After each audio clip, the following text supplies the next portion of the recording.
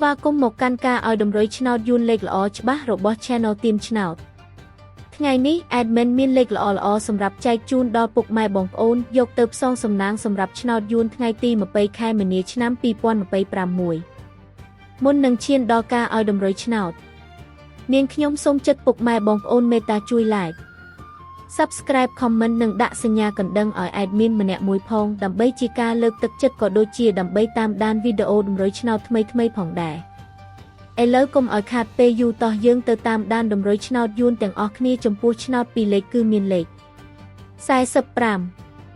62 34និង